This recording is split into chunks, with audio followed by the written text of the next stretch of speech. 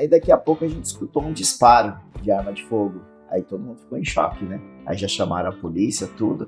E aí a gente foi em direção ao bloco e apartamento deles. Aí o cara desceu, correndo, né? A gente falou, matou a mulher, né? Então não adianta a mulher procurar a delegacia para desistir. Na delegacia ela não desiste depois que se iniciou. Ela pode desistir da medida, mas da ação penal é só se for aqueles crimes específicos e na presença do juiz e do promotor que vão avaliar se ela não está sendo ameaçada para isso. A gente sabe que a violência está em toda a classe social, mas, né, a gente entende também que na classe social mais baixa esse índice aumenta ainda mais. A gente tem que levar para as pessoas a cultura de que aquela ideia de briga de marido e mulher não se mete a colher, sim, não tem mais cabimento na nossa sociedade moderna. Olá, tudo bem com vocês? Estamos aqui no Talk Síndico, diretamente de Curitiba, aqui num evento maravilhoso no Talk Síndico Summit, realizado aqui na cidade de Curitiba. Aqui é a Aldeia Cowork no Shopping Estação. E eu, convidado aí pela nossa querida Laís, apresentando esse grande programa aí que com certeza fará diferença dentro do mercado condominial. E com surpresas, a partir de dezembro, o Talk Síndico também estará na grade da TV Abrasconde, sendo transmitido aí, a gente só está organizando a questão de datas, horários, e aí vai ser mais um grande conteúdo que você vai ter aí na TV Abrasconde, levando muitas novidades, convidados de todo o território nacional e com certeza isso vai facilitar ainda mais a gestão do seu condomínio.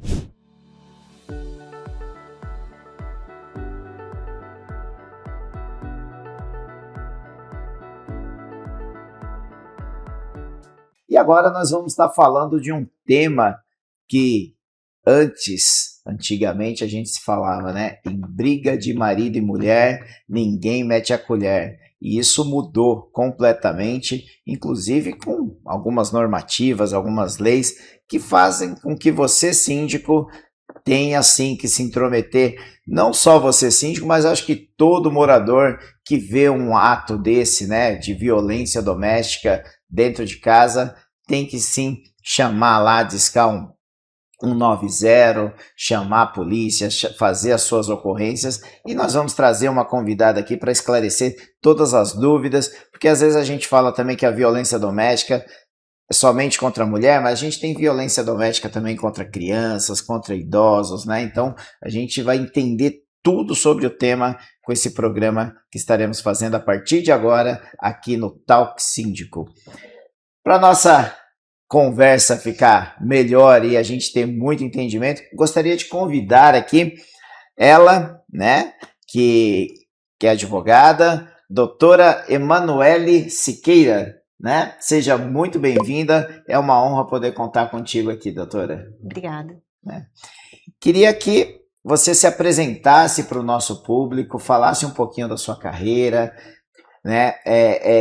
O que levou a doutora a estar entrando nesse tema tão importante dentro da sociedade hoje, né? Fazer esse trabalho mais incisivo dentro desse tema violência doméstica nos condomínios. Eu sou delegada de polícia há 9 anos e há 7 anos e meio, mais ou menos, eu estou na Delegacia da Mulher aqui de Curitiba. Legal. Atualmente eu sou a delegada titular da unidade.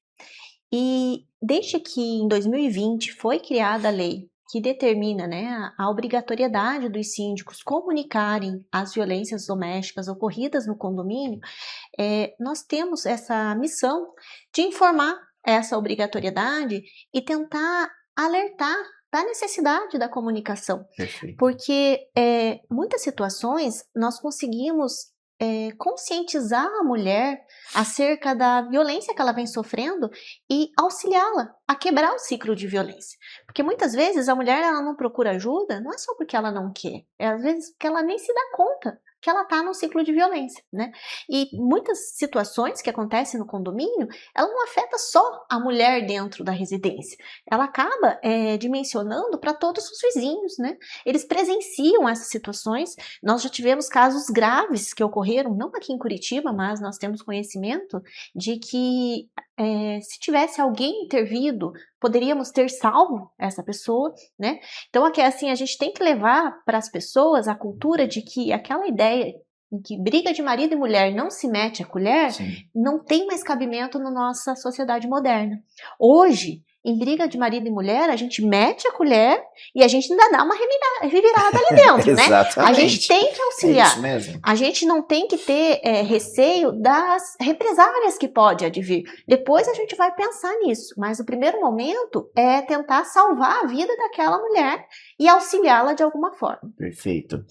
A gente ouve muito a questão da violência, né?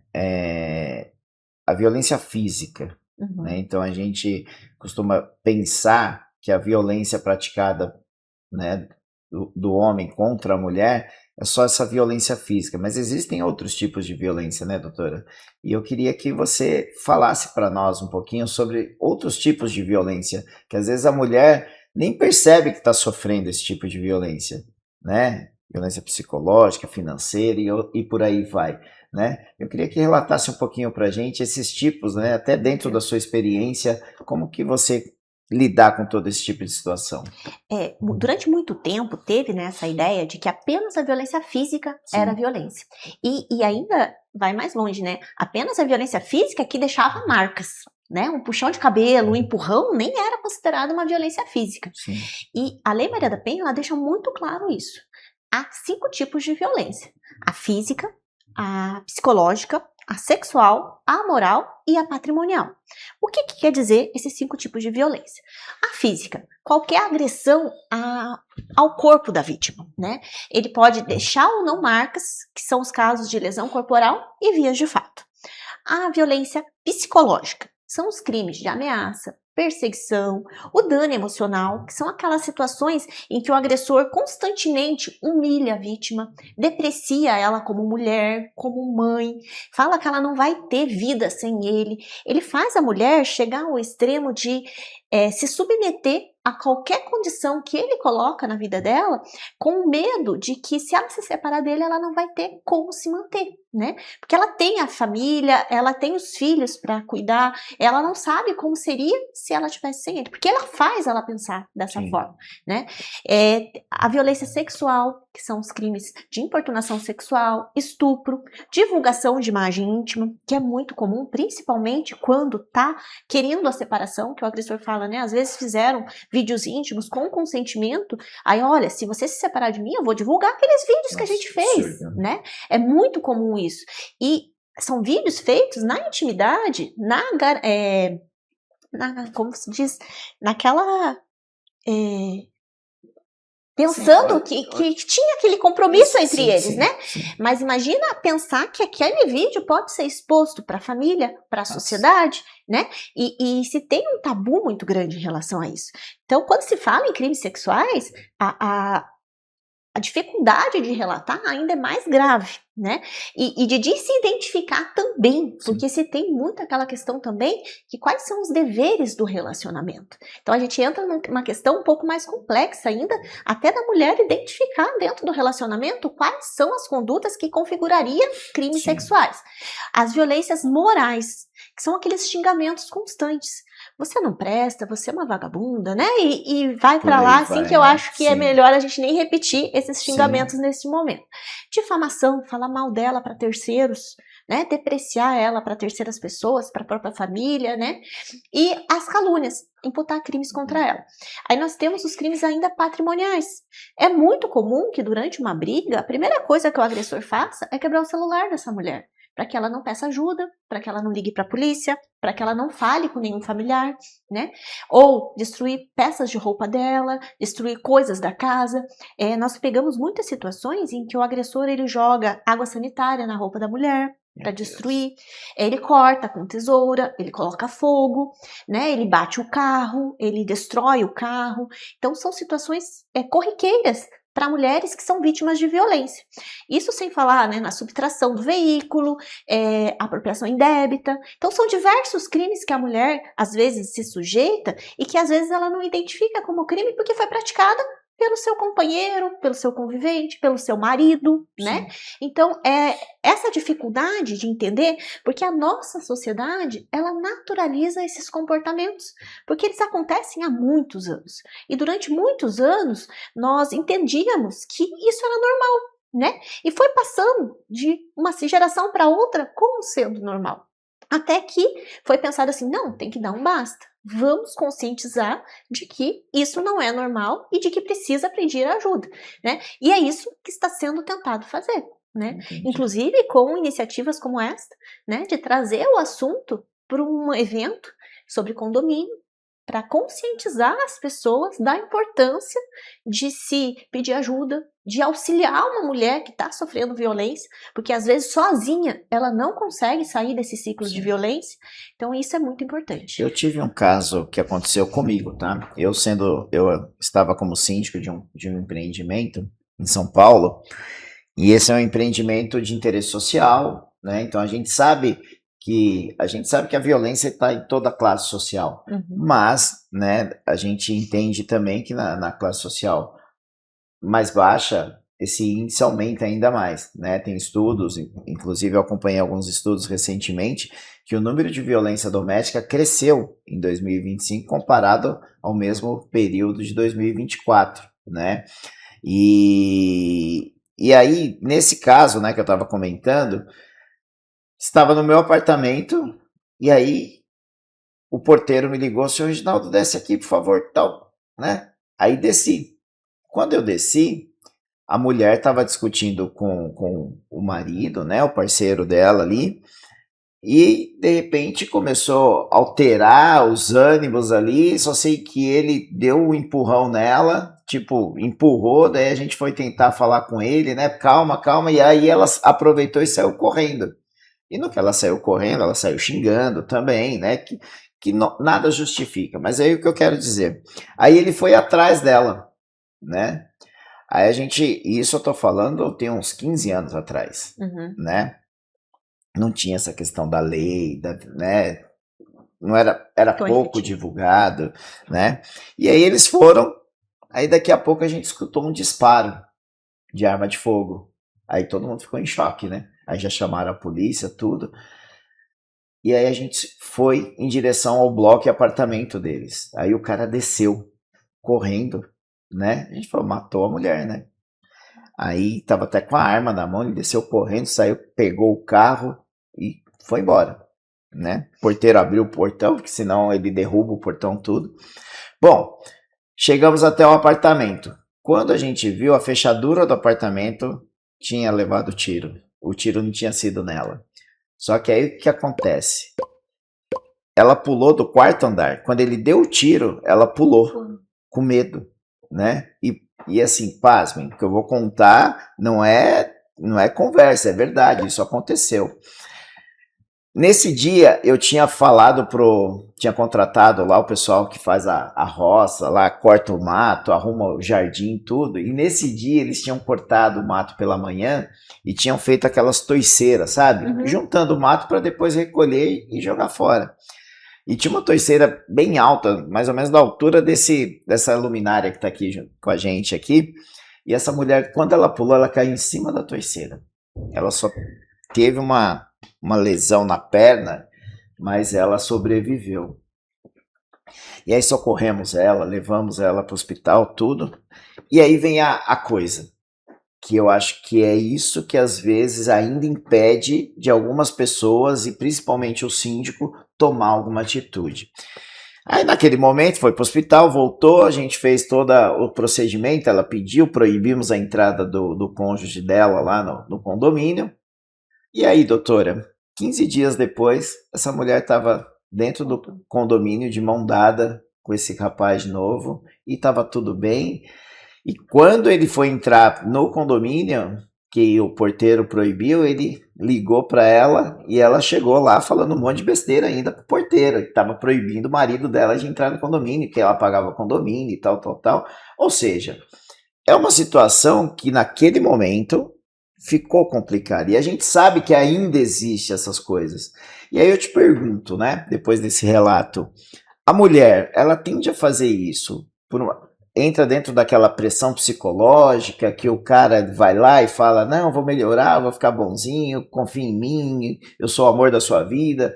Como que funciona isso? Você que acompanha ali no íntimo, ali numa denúncia, ali na delegacia. É parte do ciclo da violência, e nós temos a dependência emocional, que é muito forte. A mulher conseguir quebrar esse ciclo de violência, romper essa dependência emocional é muito complicado. Então, essa parte da gente auxiliar, independente dela voltar ou não com ele, é muito importante, né? Porque a consequência, às vezes, da gente não auxiliar e chegar a um feminicídio é muito mais grave do que a gente auxiliar e ela acabar voltando. Ela pode voltar uma vez, mas a hora que ele acabar praticando a violência novamente, ela vai perceber, eu dei uma chance, ele não aproveitou, né? Eu acabei tendo uma nova violência. E ela vai chegar um momento que ela vai identificar o contexto grave que ela se encontra e vai romper de vez esse ciclo. O ciclo da violência, segundo os estudos, ele tem 3 fases. Ele tem a fase da tensão, que seria aquela fase em que tudo leva à discussão, tudo é xingamentos, né? Gritos, agressões psicológicas, aquela fase do dano emocional que eu comentei. Sim. Você não presta, você não faz nada direito, você vive me xingando, né? Aquela situação. Aí vem a fase da explosão. A fase da explosão, ele vem e fala assim, você não presta, e mete um tapa, né? Começa as agressões físicas, essa violência fica mais grave. Nessa segunda fase da agressão, pode ter até um feminicídio. Sim. Né? Seria na segunda fase. Ela pede ajuda, chama a polícia, conta para os familiares, ela aciona a rede de proteção. Ela pode ou não romper de vez esse ciclo. Isso vai depender de qual a estrutura que ela tem, né? Aí vai para a terceira fase, que é a fase da lua de mel, que o senhor comentou. Ele vem e promete. Sim. Nós temos muitas situações de violência que ela está relacionada ao uso de drogas e álcool. Ele vem e promete, eu vou fazer tratamento, eu vou procurar alcoólicos anônimos, eu vou me internar, né? E daí começa. Aí tem a pressão da sociedade, porque às vezes ela tem vergonha de contar que ela é vítima de violência, às vezes ela tem vergonha de se separar, né? Às vezes tem tanta pressão que a gente não consegue expor todas aqui. Sim. E ela acaba reatando esse relacionamento. Ela procura a delegacia, desiste da medida. Nós temos a questão da que a Lei Maria da Penha, ela não permite retirar muitas das ações de violência doméstica.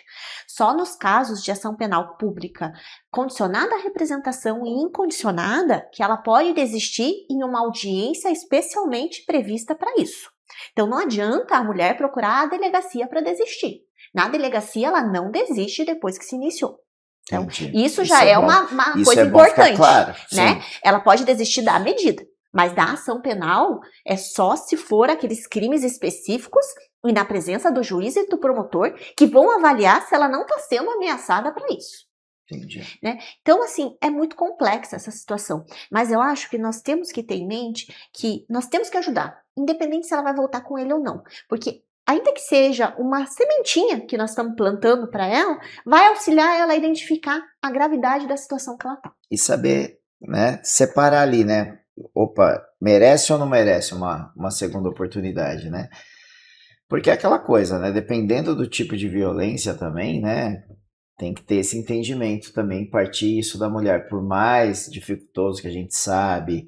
Aí vem a questão do julgamento da sociedade, da família, né? Que a gente sabe que acontece isso também, mas aí a decisão também tem que partir dela. E diante dessa decisão, a gente vê algumas ações que a justiça, né? A lei determina, que, por exemplo, aquela proteção... Nossa, fugiu o nome agora. Medidas de proteção? Medidas protetivas, né? Obrigado.